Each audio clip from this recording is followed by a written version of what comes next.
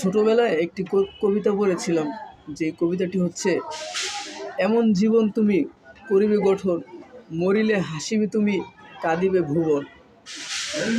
এই কবিতাটি তখন পড়েছিলাম, কিন্তু এই কবিতার যে মর্ম সেটা উপলব্ধি করতে পারিনি। কিন্তু আজ এই কবিতার মর্ম একেবারে পুঙ্খানুপুঙ্খ উপলব্ধি করতে পারতেছি। কারণ শহীদ বিপ্লবী শরীফ মোহাম্মদ ওসমান হাদি রহমতুল্লাহি আলাইহি, তিনি আজকে তার জানাজা সম্পূর্ণ হয়ে গেল এক রাজকীয়ভাবে।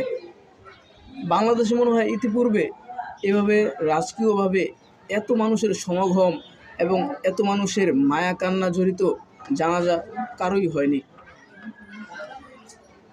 মানে সবাই এক সপ্তাহ ধরে শুধু তার জন্য দোয়া করেছিলেন যেন আল্লাহ তাআলা তাকে সুস্থ করে দেশে ফিরে নিয়ে আসেন এবং আগের মতো ইনকিলাব মঞ্চের দায়িত্ব গ্রহণ করতে পারেন। কিন্তু মহান আল্লাহ তাআলার ফায়সালা ছিল কুল্লু নাফসিন যায়িকাতুল মাউত। তার এই জানাজায় কত মানুষ ডুকরে ডুকরে কান্না করেছে। এখনও অনেকের হৃদয়ের সেই ব্যথা এখনও রয়ে গেছে। অনেকে এটা মানতেই পারতেছে না যে কীভাবে কি হয়ে গেল।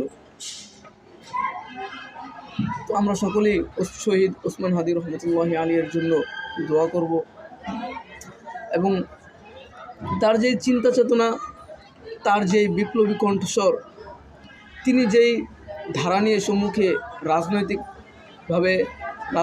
ধারাবাহিকতাভাবে সামনে এগিয়ে যাওয়ার পরিকল্পনা করেছিলেন, আমরা আশা করব তার বোন যেন তার এই রাজনীতি ধরে রেখে তার এই পথ অনুযায়ী চলে এবং তার বোনকে যেন আল্লাহ তাআলা সংসদের প্রার্থী হিসেবে কবুল করে নেন।